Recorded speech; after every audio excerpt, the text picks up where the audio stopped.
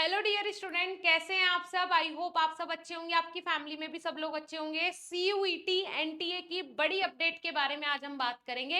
एक नया अपडेट, और अगर मैं बोलूं कि लास्ट वीक की 3 बड़ी अपडेट, जैसे कि लास्ट में बता ही चुकी हूं आप लोगों को कि अगर आपने एग्जाम सेंटर गलत चूज कर लिया तो उसमें भी आप चेंजेस कर सकते हो, आपको एक मौका मिलेगा।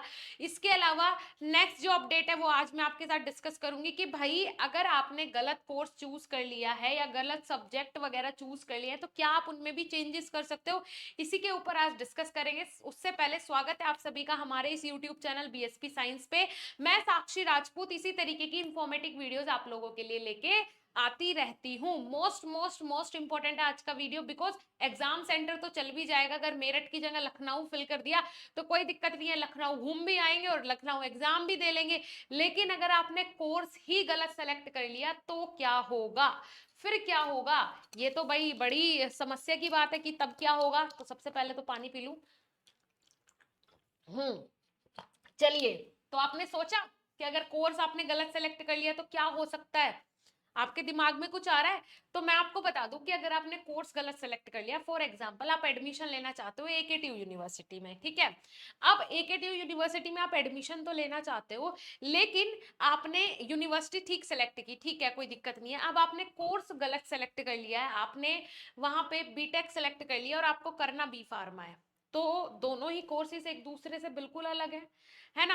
लेकिन क्या है, डोमेन सब्जेक्ट अगर दोनों में सेम है, अगर उस यूनिवर्सिटी की डिमांड है कि भाई आप डोमेन सब्जेक्ट जो कि आपके पास 12th में थे, फिजिक्स केमिस्ट्री मैथमेटिक्स या फिर फिजिक्स केमिस्ट्री बायोलॉजी, अगर आपके पास बायोलॉजी था तो बीटेक तो आप कर ही नहीं सकते हो, लेकिन आपके पास अगर मैथ्स था तो आप बी फार्मा कर सकते हो, है ना। तो इस सिचुएशन में ऐसा कोई कोर्स ले लेते हैं जिसमें कि कॉमन डोमेन सब्जेक्ट्स हो। आपने वो कोर्स सेलेक्ट कर लिया है, उसके हिसाब से डोमेन सेलेक्ट कर लिए हैं, और यहाँ पे आपने एडमिशन किसी दूसरे कोर्स में लेना है। तो उस केस में क्या आप एडमिशन ले सकते हो? तो जी हाँ, आप एडमिशन ले सकते हो। देखिए ध्यान से मेरी बात सुनिएगा, इसके लिए क्राइटेरिया अलग अलग हैं, तो मैं आपको सारी चीजें बिल्कुल क्लियरली समझाऊंगी। देखो, सबसे पहले ये बात समझो कि आपने सेलेक्ट कर लिया, फॉर एग्जांपल आपको करनी बी फार्मा है और आपने बीएससी सेलेक्ट कर लिया, आपने बीएससी सेलेक्ट कर लिया, ठीक है।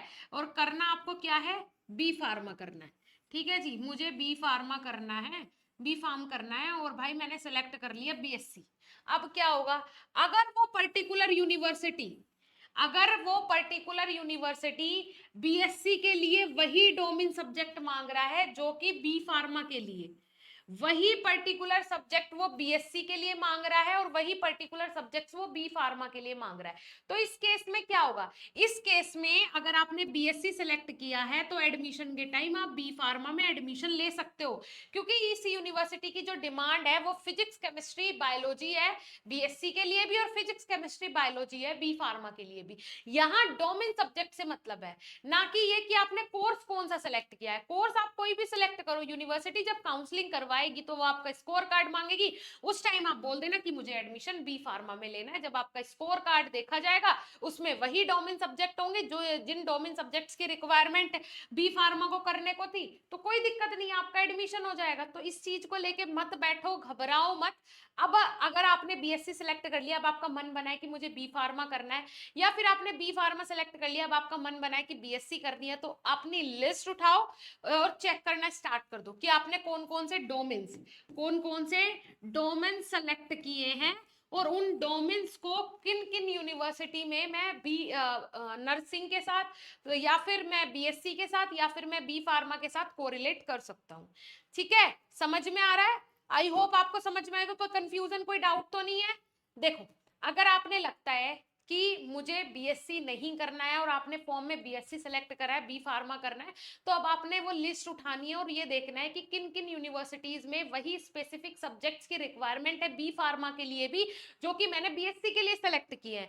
जिन जिन यूनिवर्सिटीज में वही स्पेसिफिक सब्जेक्ट्स की रिक्वायरमेंट होगी उनमें आप बी फार्मा में भी एडमिशन ले सकते हैं, कोई दिक्कत वाली बात नहीं है। अगर 3 में से 2 सब्जेक्ट भी मैच हो रहे हैं तब भी आप काउंसलिंग में पार्टिसिपेट कर सकते हैं, लेकिन उसमें चांसेस हैं कि आपका नंबर नहीं लगेगा। ठीक है, ये हो गया क्लियर। एक और तीसरी बड़ी अपडेट है, उसके लिए भी हम डीपली डिस्कस करेंगे अपने नेक्स्ट वीडियो में। सबसे पहले मैं आपको बता दूं, अगर आप अच्छा स्कोर करना चाहते हैं, क्योंकि अब आपके पास टाइम नहीं है कि आप प्रिपरेशन करो, अब आपके पास टाइम नहीं है कि आप किताब उठा के और टॉपिक्स पढ़ने शुरू करो, नहीं भाई, वो टाइम गया। जो टॉपिक्स पढ़ने थे आप पढ़ चुके 12th स्टैंडर्ड में, अब आपका टाइम है प्रैक्टिस करने का। प्रैक्टिस आपको मॉक्स कैसे अटेंड करने हैं उसके लिए मैं वीडियो बना चुकी हूँ, उसका लिंक आपको नीचे डिस्क्रिप्शन बॉक्स में मिल जाएगा। मॉक्स अभी एनटीए ने रिलीज नहीं किए हैं, एनटीए की वेबसाइट पे हमें नहीं देखने को मिल रहे हैं, बट मॉक्स आपको अटेंड कहां से करने हैं वो आपके लिए मैं वीडियो बना चुकी हूं, जाके विजिट करें।